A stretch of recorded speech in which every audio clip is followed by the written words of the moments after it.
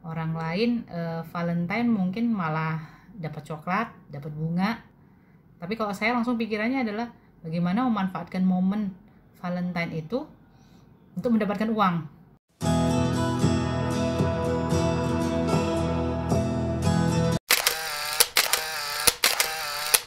Halo, ketemu lagi dengan saya, Dian Dinsdianti.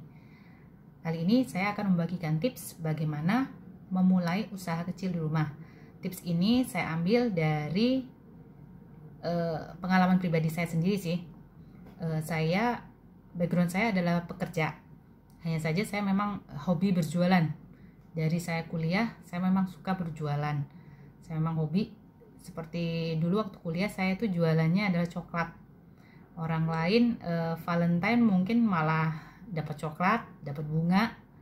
Tapi kalau saya langsung pikirannya adalah bagaimana memanfaatkan momen Valentine itu untuk mendapatkan uang. Saya ingat banget itu waktu itu. Saya pinjam uang 500.000 ke kakak saya yang nomor 2. Saya pinjam waktu itu, saya bilang saya pengen usaha. Memang nggak ditanyain, tanpa pikir panjang, memang langsung ditransfer. Saya bilang nanti akhir bulan saya kembalikan. Di situ saya memang berjualan coklat. Saya bikin sendiri, saya rangkai sendiri, saya masak sendiri. Tapi saya berjualannya dibantu sama teman-teman saya. Waktu itu saya kan tinggalnya di Malang ya. Di situ saya dibantu sama teman-teman, iseng-iseng berhadiah sebetulnya kalau menurut saya. Jadi kembali lagi untuk memulai usaha itu ada beberapa tips untuk teman-teman yang mungkin ingin memulainya. Yang pertama itu adalah kemauan.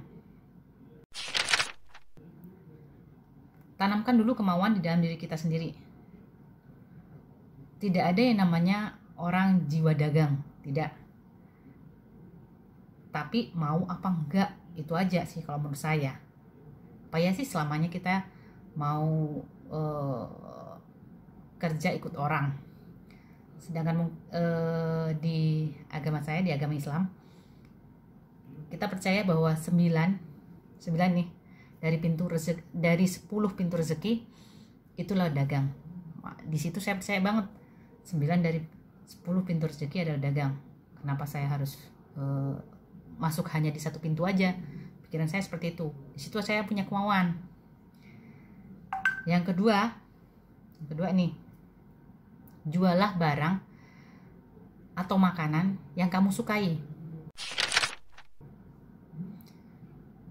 Waktu itu temen kantor saya sempet nelpon ke extension tempat duduk saya di kantor. Dia nelpon, dia cuma nanya, kamu jualan ya? Iya mbak, kenapa? Aku bilang gitu. Enggak, aku pengen jualan, cuman kok aku takut rugi ya.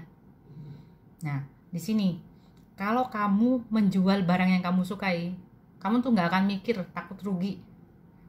Seperti sekarang nih, saya jualan dimsum, sebetulnya franchise dari Medan. Saya biasanya kalau dinas ke Medan tuh, saya suka makan dimsum di restoran yang lumayan terkenal di sana. Itu enak banget dan lumayan mahal.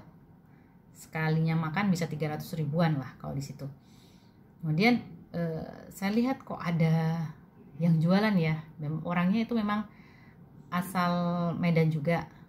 Katanya nih memang dulu kokinya dari si restoran yang saya sukain datangin itu. Dan saya coba, iya rasanya enak gitu. Waktu itu saya masih dinas di Padang. Jadi kenalin tuh saya dinas di Padang, saya makan tuh. Iya enak ya. Saya gitu. Saya tuh beli deh. Karena waktu itu teman saya, dia franchise cabang Padangnya. Saya beli deh dari istri teman saya tuh. Saya beli, saya pindahlah ke Pekanbaru. Di situ awal-awal ada sih di sini masih cabangnya, cabang Pekanbaru. Saya cari itu kan, ada cabang Pekanbaru ternyata. Belilah saya di sana, beli ke mbak itu, saya lupa sih namanya mbak siapa ya.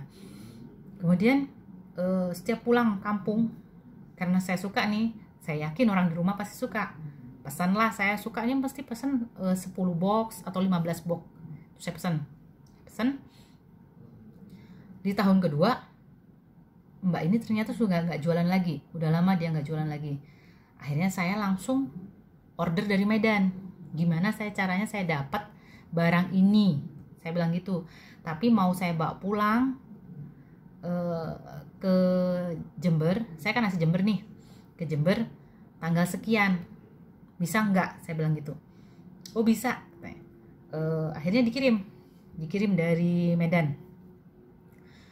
Dikirim, pas waktu dia mau ngirim tuh dia nawarin, Mbak mau nggak sih jadi cabang Pekanbarunya? Ih, saya mikir, ya dari dulu saya juga pengen nih, saya bilang gitu mikirnya. Nanti dulu deh, saya pikir-pikir lagi ya, saya bilang gitu. Oh ya Mbak, berapa kali dihubungin sama Bang Roni, namanya Bang Roni. Dia punya usaha warung Royal Dimsum, enak banget tuh, harus coba. Dihubungin lagi, Mbak gimana? Ya deh Bang, saya mau, saya bilang gitu.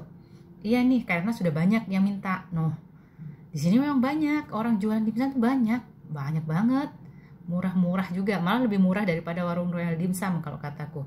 Tapi memang rasakan nggak menipu ya. Jadi saya mengokekan, saya beli kulkas yang apa itu, yang box tuh ya, yang box saya beli. Mulailah saya usaha. Awalnya sih memang teman-teman kantor aja, saya kan nyoba pasar, cuman bilang begini aja kan di status WA nih, saya kalau jualan ini kira-kira ada yang beli nggak? Ternyata banyak, karena memang teman-teman kantor saya memang juga suka langganan tuh di restoran yang di Medan itu. Setiap kita dinas pasti ke situ, banyak kan pasti kayak gitu. Akhirnya udah, ya saya beranikan diri, saya mulailah usaha di situ. Ya, saya usaha. Kemudian usaha saya nggak itu aja. Saya tuh kan suka banget ya bikin, nyoba makanan ini.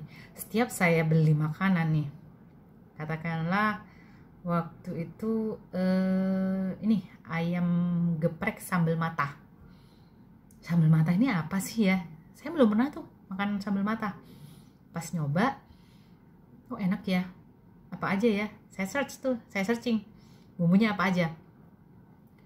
Oh, ternyata cuman ini aja bumbunya. Saya coba, saya bikin, saya jual. Karena kita suka ya, karena kita suka, kita jual tuh tanpa beban. Iya Kak, pikiran saya enteng aja. Kalau nggak laku, ya saya makan sendiri, susah amat. Kalau saya sih seperti itu orangnya. Kemudian ada lagi cui mie Malang. Saya itu selama di Sumatera susah sekali untuk dapatin cui mie. Memang tidak mendapatkannya. Rasa yang seperti yang ada di Jawa.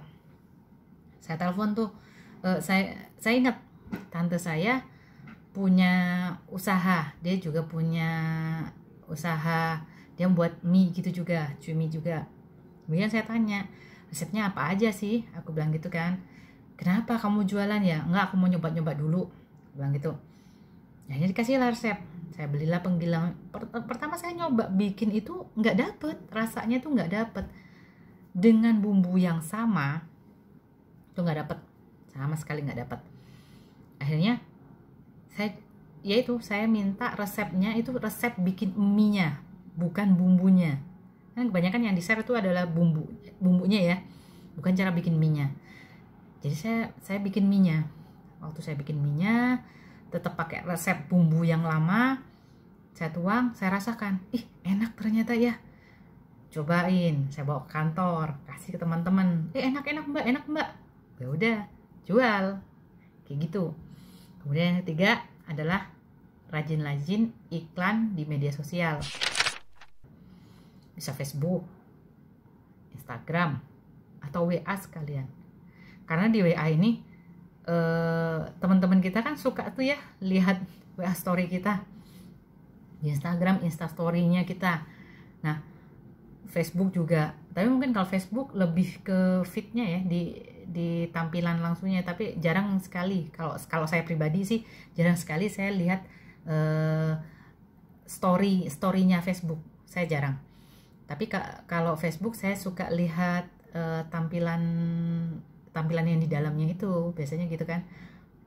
posnya pos yang di yang di bawahnya itu saya post di situ. Saya membandingkan